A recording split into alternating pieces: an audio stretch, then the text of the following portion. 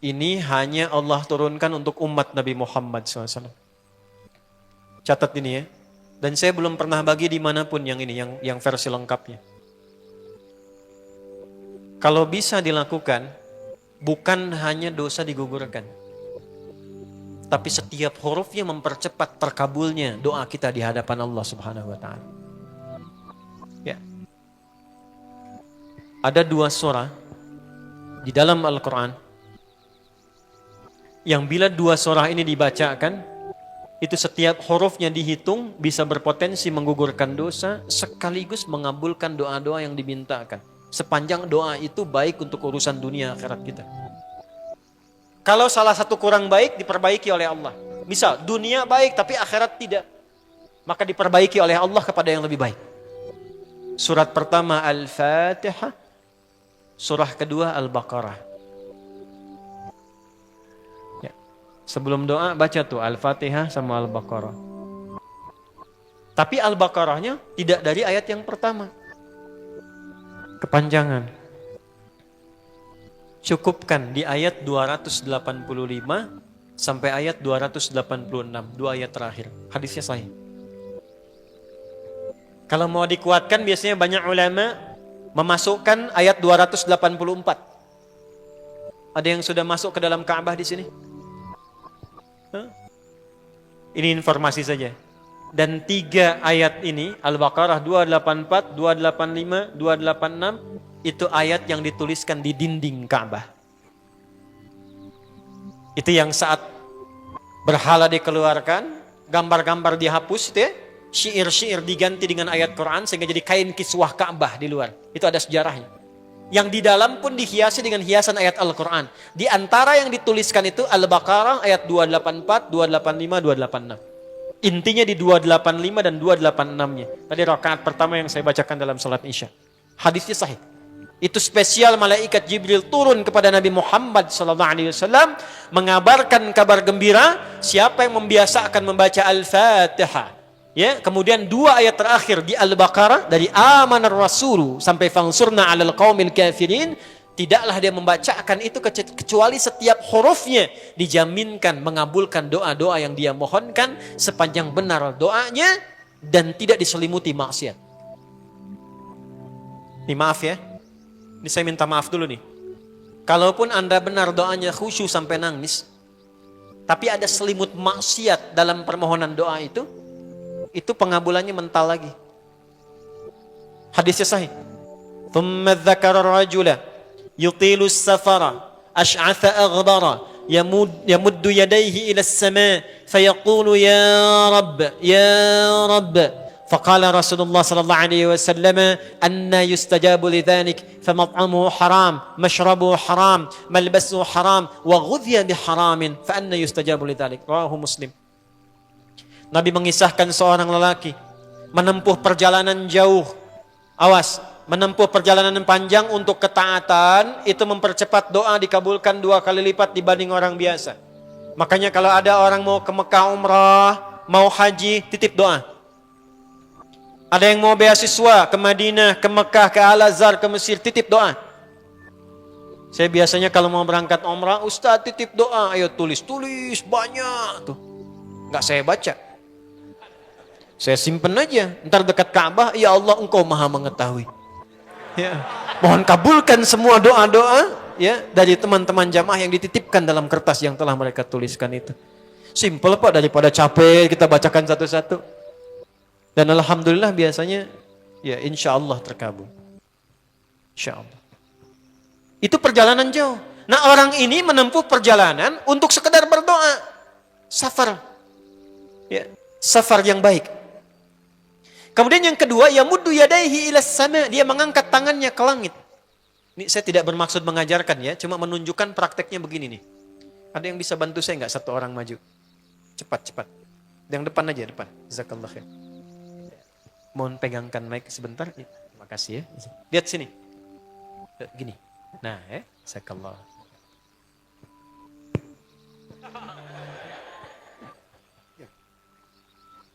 Nah, gini ya. Ini tangan, lihat telapak 2 ya. Berdoa itu sesuai porsinya, dan ikuti caranya Nabi. Kalau doanya formal dalam sholat dan diikat dengan gerakan, jangan kreatif.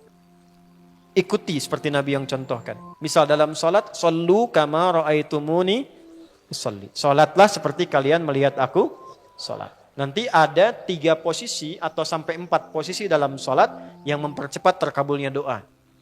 Posisi puncaknya sujud. Hadisnya sahih, inna ma aqrabal abdi min rabbihi wa huwa sajidun fa aktsirud doa. Keadaan terdekat antara hamba dengan Rabbnya adalah saat sujud, maka perbanyak doa saat sujud.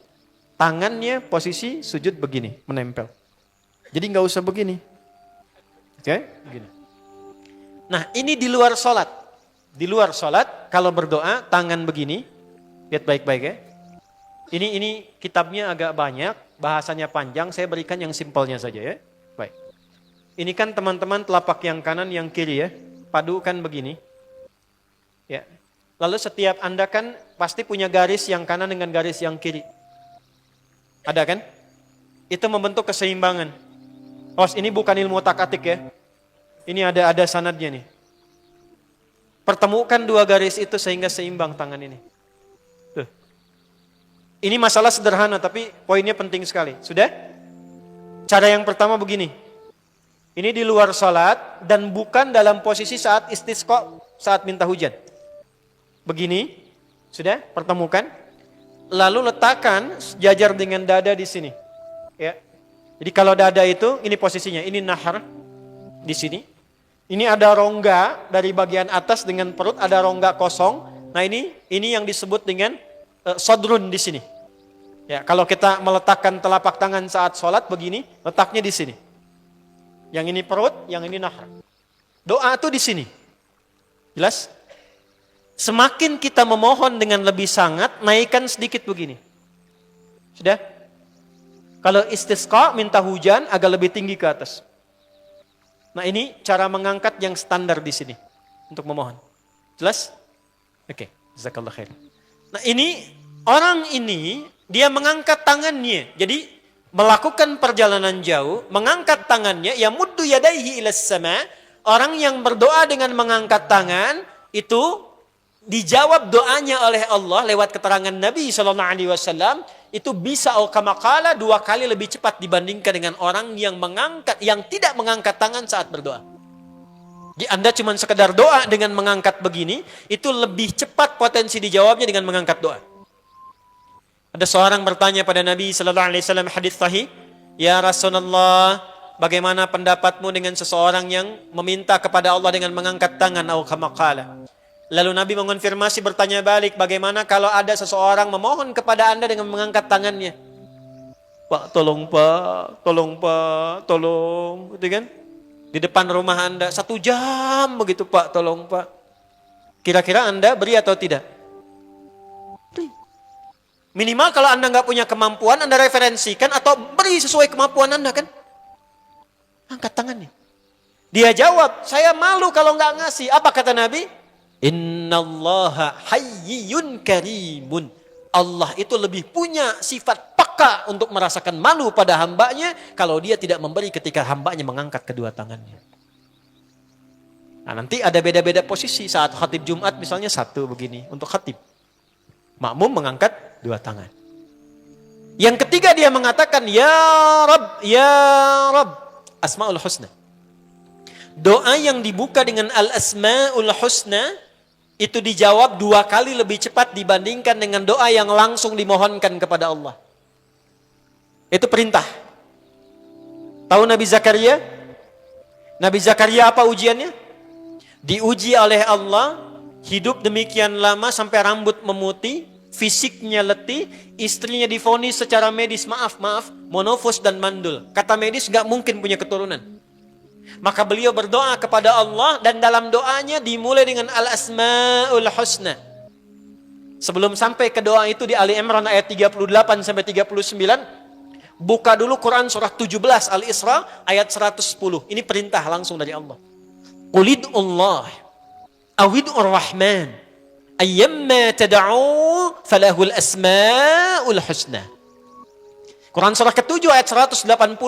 Walillahil asma'ul husna fad'uhu biha. Fad'u biha.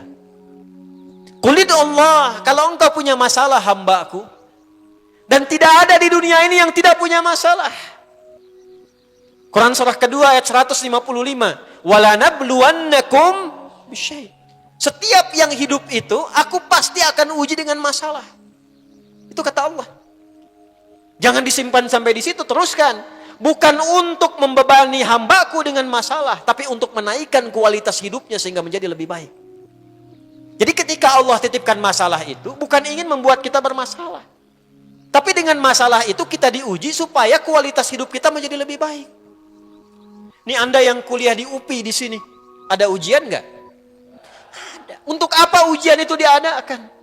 Supaya bisa melihat kualitas peningkatan ilmu Anda dari masuk sampai naik tingkat. Kalau nggak ada ujian, nggak kelihatan kualitasnya bertambah. Logikanya begitu. Dan tidak mungkin Allah menguji seorang hamba di luar batas kemampuannya. La yukallifullahu nafsan illa. Jadi nggak ada orang yang hidup yang tidak punya masalah. Karena rumusnya mengatakan hidup berbanding lurus dengan masalah. Yang hidup pasti punya masalah. Yang tidak ingin punya masalah, tidak ingin hidup. Karena orang yang tidak hidup, yang hilang masalahnya, selesai hidupnya. Baik.